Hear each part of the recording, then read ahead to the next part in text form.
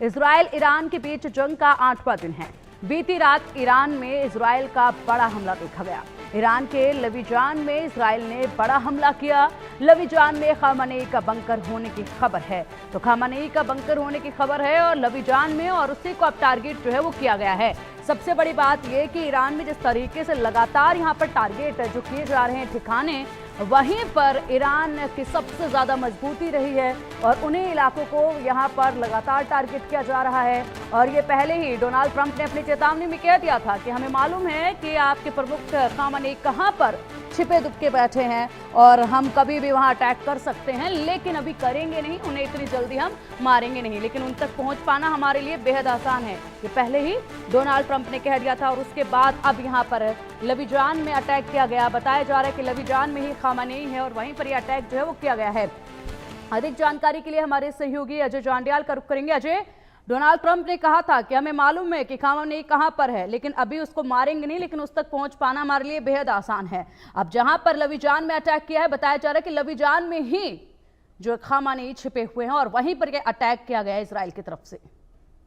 हाँ, देखिए, बिल्कुल मैं आपको बता दूं कि जिस तरीके से लगातार लवीजान में अटैक का सिलसिला जारी हुआ, वो अपने आप में बताता है कि इजराइल फोर्सेस आईडीएफ को जो है खास पुख्ता इनपुट था कि लवीजान में ही जो है वो खामेनेई का अड्डा है और वहीं पर उसका बंकर है जहां पर वो छुपा हुआ है, और वहां पर निशाना बनाकर जो है उन्होंने इस चीज को सुनिश्चित किया है कि वो कहीं भी हिट कर सकते हैं। खासतौर पे इजराइल ने जब कल ईरान का अस्पताल पे हमला हुआ था तभी कह दिया था कि ईरान को इसका खामियाजा भुगतना होगा। उसके बाद लवीजान में जो है वो देर रात तक जो है हमलों का सिलसिला जारी है और इस चीज को सुनिश्चित किया जा रहा है कि वो उन ठिकानों को ध्वस्त कर सके जो ठिकाने वहां बड़े कमांडरों और इवन जो खामेनेई को जो है वो शरण दिए हुए हैं। जो जानकारी मिल रही है कि इस हमले में एक वरिष्ठ अधिकारी जो सेना का है ईरान फोर्सेस का, उसकी भी मौत हुई है। हालांकि उसमें ये कौन था इसकी अभी पुष्टि नहीं की गई है, मगर एक वरिष्ठ अधिकारी और कुछ और लोगों के मारे जाने की खबरें भी सामने आ रही हैं। मगर आपको बता दूं कि लवीजान की अगर बात की जाए तो ये वही इलाका है जहां पर खामेनेई की मूवमेंट को इजरायली खुफिया एजेंसी मोसाद ने देखा था और उसके बाद ये जानकारी जो है वो आईडीएफ से शेयर की गई थी, जिसके बाद इसे निशाना बनाया गया। बिल्कुल अजय, जिस तरीके से हम देख पा रहे हैं लगातार यहाँ पर एक एक इनपुट लेने के बाद टारगेट जो है वो साधे जा रहे हैं। फिलहाल एक और बड़ी जानकारी है, आईआरजीसी खुफिया संगठन के नए चीफ की नियुक्ति की गई। ईरान ने आईआरजीसी के नए चीफ की नियुक्ति की। माजिद खादेमी को आईआरजीसी का नया चीफ बनाया है। इजरायली हमले में हुई थी मोहम्मद काजमी की मौत और उसके बाद अब एक बार फिर यहाँ पर नियुक्ति की गई है। जाहिर सी बात है अजय, यहाँ पर नियुक्ति जितनी जल्दी होनी थी उतनी जल्दी ही की गई है, लेकिन बार बार जिस तरीके से इन बड़े ओहदों पर ईरान में बैठे ये इनके दिग्गज थे वो ढेर हो रहे हैं, जिसके बाद नियुक्तियां भी जल्द की जा रही हैं और इसके साथ ये पद उतनी जल्दी खाली भी हो जा रहे हैं।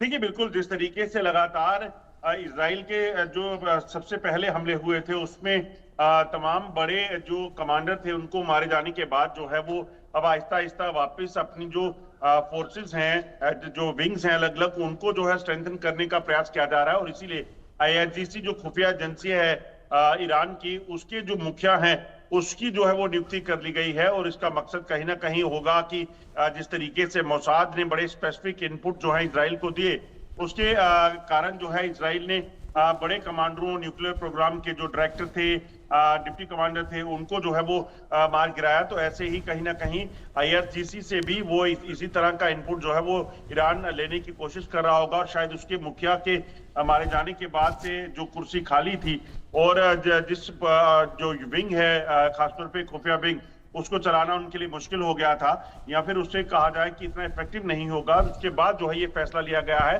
कि आईआरजीसी के मुखिया की जो पदवी जो है वो अब नए कमांडर को सौंपी गई है।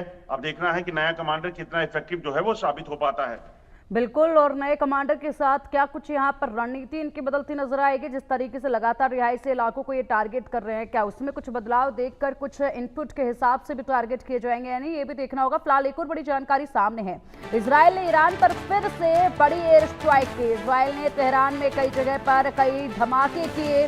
धमाकों के बाद ईरान में एयर डिफेंस सिस्टम एक्टिव हुए हैं। ईरान के निशाने पर अब इजरायली न्यूज चैनल है। चैनल 14 के ऑफिस पर हमले की धमकी दी गई है। ईरान और इजराइल जंग का 8वां दिन और देर रात इजराइल ने ईरान की राजधानी तेहरान पर लगातार एयर स्ट्राइक किए और इसके बाद पूरे तेहरान में एयर डिफेंस सिस्टम एक्टिव कर दिए गए। इजरायली आर्मी ने उत्तरी ईरान के कलाश तलीशान गांव में रहने वाले लोगों को भी जगह खाली करने की चेतावनी दे दी है। ईरान ने इजराइल के चैनल 14 को पीएम नेतन्याहू का माउथ पीस बताते हुए इसके ऑफिस पर हमले की धमकी दी गई है। इस वक्त अगर देखा जाए अजय, इजराइल और ईरान दोनों ही के न्यूज चैनल्स में जिस तरीके से लगातार वहां पर बैठकर जो बातें कही जा रही हैं उसको लेकर भी बखूबी इनकी नजरें बनी हुई हैं और इसलिए अब न्यूज चैनल्स को भी टारगेट किया जा रहा है। इससे पहले भी एक न्यूज स्टूडियो पर जो अटैक हुआ वो हमने देखा, जो कि सीधा लाइव तस्वीरें सामने आई। उसके बाद अब यहाँ पर एक और न्यूज चैनल को टारगेट करने के लिए कह दिया गया है। ईरान की तरफ से कहा गया है कि यहाँ पर जो चैनल 14 है उसके ऑफिस को अब उड़ाया जाएगा, ये धमकी दी गई। देखिए, बिल्कुल अगर आप देखें तो इस वक्त जो जंग चल रही है उस जंग को कहीं ना कहीं ग्राउंड पर तो लड़ा ही जा रहा है, मगर उसके साथ साथ इस चीज को भी सुनिश्चित किया जा रहा है कि जो प्रोपेगेंडा वॉरफेयर इस वक्त इजराइल और ईरान के बीच चल रहा है उसको भी कहीं ना कहीं कैटर किया जा सके। इजराइल जिस तरीके से अपने हमलों के बाद जो उसने नुकसान किया है उसकी तस्वीरें और तमाम चीजें जो है वो दुनिया को दिखा रहा है, उसी तरह से ईरान भी अब कोशिश कर रहा है। अगर आप देखें तो पिछले कुछ समय में ईरान के जो डिजिटल मीडिया हैं या बाकी चीजें हैं उसको जो है वो ज्यादा तूल दी जा रही है। और दूसरा ही नहीं, हमने देखा कि ईरान के भी एक टीवी चैनल के ऑफिस को निशाना जो है वो बनता देखा गया था। तो ऐसे में कहीं ना कहीं अब ये साफ हो जाता है कि चैनल 14 के ऑफिस पर हमले की धमकी जो है वो दी जा रही है और इजराइल ने ईरान पर फिर बड़ी कार्रवाई जो की है उसके बाद इस चीज को माना जा रहा है कि हो सकता है ये चीजें भी हो जाए, क्योंकि प्रोपेगेंडा वॉरफेयर जो है वो बेहद जरूरी आज के टाइम में हो जाता है, क्योंकि इसी से आपके ट्रूप्स की और आपके जो लोग हैं उनकी मोरल बूस्टिंग भी होती है। बिल्कुल, आपने बिल्कुल सही कहा। और ऐसे में जिस तरीके से ये लड़ाई देखी जा रही है वो बिल्कुल ही एक एक चीज़ों को लेकर ये लड़ाई लड़ी जा रही है, एक एक चीज़ पर नज़र रखे हुए ये लड़ाई लड़ी जा रही है। टारगेट जो है वो भी बयां कर रहे हैं यहाँ पर।